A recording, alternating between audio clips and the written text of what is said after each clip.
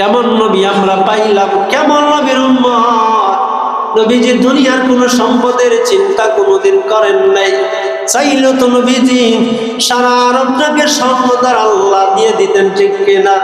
কিন্তু আল্লাহ নবীজি শুধু উম্মতের চিন্তা করলেন, খাওয়ার চিন্তা করেন নাই, নিজের সুখের চিন্তা করেন নাই। এইভাবে আমার উম্মতগুলা আমার তরিকা অনুযায়ী চলিয়া এই ক্ষণস্থায়ী দুনিয়ার জীবনটা শেষ করিয়া তারা যেন সুশীতল জান্নাতের সেই নাজান নিয়ামতের মধ্যে তারা পায়। এই জন্য আল্লাহ রাব্বুল আলামিন কোরআনের ভিতরে বলে দিয়েছেন, এই মাসটা নিস্তু শাবান, এই শাবান মাসের অর্ধরাত্রি আমরা সবাই জানি লাইলাতুল কদর, মানে শবে বরাত, ঠিক কিনা? এই মাসই হবে। এই জন্য আমাদের সবচেয়ে গুরুত্বপূর্ণ হলো, আমরা যেহেতু মুসলমান, আমরা যেহেতু আল্লাহকে বিশ্বাস করি, আমরা যেহেতু জানি একদিন এই দুনিয়ায় থাকা যাবে না, চলে যেতে হবে। কে আগে যাবে কে পরে যাবে তার কোনো সিরিয়াল নাই, ঠিক কিনা? ওই আগে রাওয়ানা ওই পিছে রাওয়ানা, কেউ দুনিয়া থেকে আগে চলে যাবেন, আবার দুনিয়া থেকে কেউ পরে চলে যাবেন, ঠিক কিনা? এই জন্য দুনিয়া থেকে যদি আমাদের চলে যেতে হয় তাহলে একমাত্র আল্লাহর ইবাদত ছাড়া আমাদের কোনো গতি নেই, ঠিক কিনা? যেই মানুষটার ভিতরে ন্যূনতম আল্লাহর ডর আর ভয় আছে, যে মানুষগুলোর ভিতরে ন্যূনতম নবীজির মহব্বত আর ভালোবাসা আছে, সেই মানুষগুলোর দিল বলবে একটা কথা, যে এই দুনিয়ার ভিতরে যেই কথাই আমরা বলি না কেন, দুনিয়ার ভিতরে সবচেয়ে দামি কথা হলো আল্লাহর হুকুম পালন করা, ঠিক কিনা? আমরা অনেক সময় প্রশ্ন করি, অনেক সময় আমাকেও প্রশ্ন করে, হুজুর আল্লাহর কাছে আমরা চাই কিন্তু আমাদেরকে দেয় না কেন আল্লাহ? আরে দুনিয়ার মুসলমান, না দেওয়ার মাত্র শুকরিয়া আদায় করবার, ঠিক কিনা? কিন্তু আমরা চাইবো কিভাবে?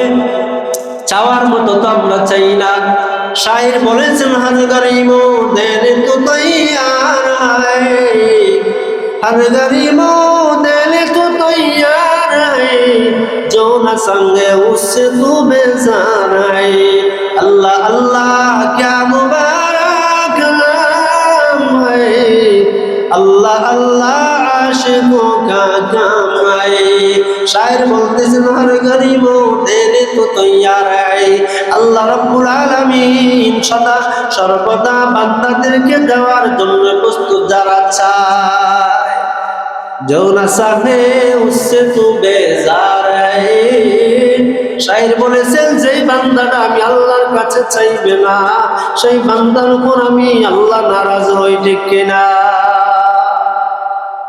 আর দুনিয়ার মানুষের কাছে চাইলে দুনিয়ার মানুষ রাগ করে, ঠিক কিনা?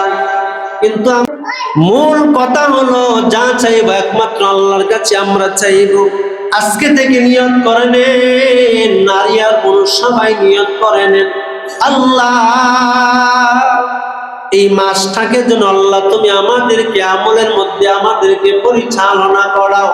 আমাদের উজান এলাকাতে এই মাসের ভিতরে আমি যতটুকু দেখছি, প্রত্যেক অক্তর ভিতরে ৩-৪ কাতার যুবক বিদ্যামণিকা এই মাসের ভিতর থেকে এই যুবকগুলা সংশোধন হয়ে যায়। আসরের সময় প্রায় সময় দেখতাম, আমার জগন্নাথপুর যে মসজিদ ছিল আমি প্রায় সময় দেখতাম এই ইয়ং 20 থেকে 22, 18, 16 এই বয়সের যুবক ছেলেগুলা বিকালে নামাজ পড়লে তাদের মাথায় যখন টুপি থাকবে, মাগরিবের আগ পর্যন্ত যুবকগুলা টুপি ফালায় না। এই জন্য কলিজার যুবক, তারা যদি আল্লাহকে ভয় করে যদি ইবাদত বন্দেগি করে, তাহলে তোমরা তো যুবক, ঠিক কিনা? অযথা সময় নষ্ট করলে সময় চলে যাবে, ইবাদত বন্দেগি করে কাটাইলেও তোমার সময় যাবে, ঠিক কিনা? একবার তুমি চিন্তা করো, বহু ভয়ানক এই কথাটা বলছি রে যুবক, ভিতরটাকে একটু নরম করো, আল্লাহর প্রতি একটু তাওয়াজ্জুহ হও। তুমি এমন নবীর উম্মত, যেই নবীর গুণগান আমি একজন আপনাইলে বলা যদি আমার জিন্দেগি কাটাইয়া দেই, নবীজির সিরাত শেষ হবে না। নবীজির জিন্দেগি এমন কঠিন কষ্টের জীবনে ছিল, দুনিয়ার ভিতরে তায়েফের ময়দানে এত কষ্ট করার পরেও উম্মতকে বলে না, মক্কা থেকে কষ্ট করে গেলেন, হিজরতের পর মদিনায় যাওয়ার পর আল্লাহর নবীজিকে সবচেয়ে বেশি মহব্বত আর আগলায় রাখছিল একমাত্র যুবক।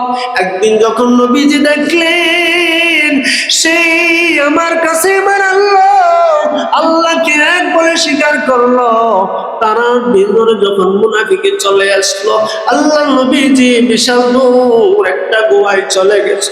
সেই জায়গায় নবীজি কাঁদছেন।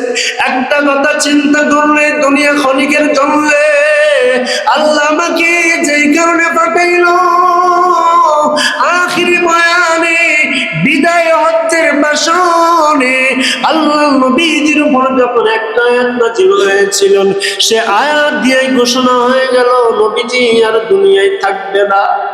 ৬৩ বছরের জিন্দেগির ভিতরে যেই নবীর জবান থেকে একটা মিথ্যা কথা বের হয় নাই, ৬৩ বছরের জিন্দেগির ভিতরে যেই নবীজির হাত থেকে অন্যায় ভাবে কষ্ট পায় না, কোথায় খেলো কোথায় ঘুমাইলো খুঁজলো আর কেউ নাই, সেই নবী বিদায় হজ্জের ভাষণে ৬ লক্ষ সাহাবায়ে কেরামদেরকে সামনে রেখে একটা কথার জবাব দিতে চেয়েছিল, ও আমার সাহাবায়ে কেরাম, আমার আল্লাহ আমাকে যে দায়িত্ব অর্পণ করেছিল, আমার মন বলে আমি পরিপূর্ণ দায়িত্ব আদায় করতে পারি নাই, তোমরা সাক্ষী দাও। আল্লাহ নবীজি বললেন, আমাকে যে নবুয়তের দায়িত্ব দিয়েছিল মানুষের দ্বারে দ্বারে গিয়ে দ্বীনের দাওয়াত দেওয়ার জন্য, আমি কি পরিপূর্ণ দায়িত্ব আদায় করতে পেরেছিলাম?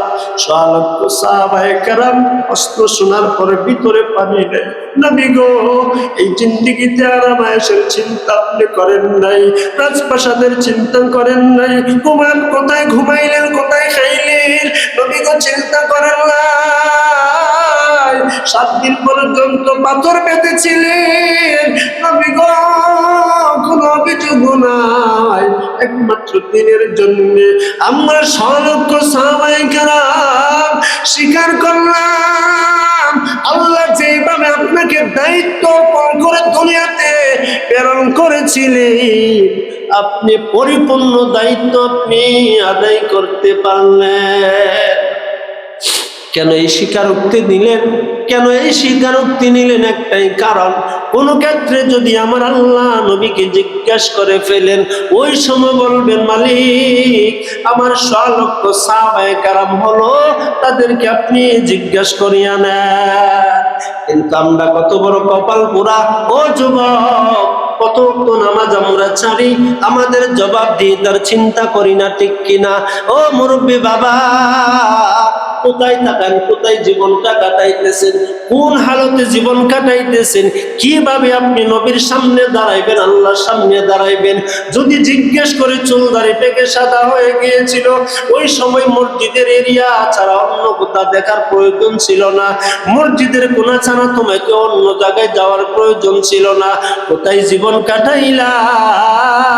আল্লাহ দুনিয়ার ভিতরে এক শ্রেণীর মানুষকে বড় লজ্জা করে, যেই মুরব্বীদের চুল দাড়ি পেকে গেছে, ওই মুরব্বী বাবারা যদি আল্লাহর ধরার ভয় নিয়ে যদি চোখের পানি ছেড়ে দিয়া মালিকের দরবারে যা চাইবে, আসমানের মালিক মুহূর্তে তার দোয়াটা কবুল করিয়া নেয়। এমনও আছে আল্লাহ নিজে বলেন, এই মানুষগুলা চাইলে আমি আল্লাহর কাছে পর্যন্ত লজ্জিত লাগে, আমি তাদেরকে মাফ না করে পারি না।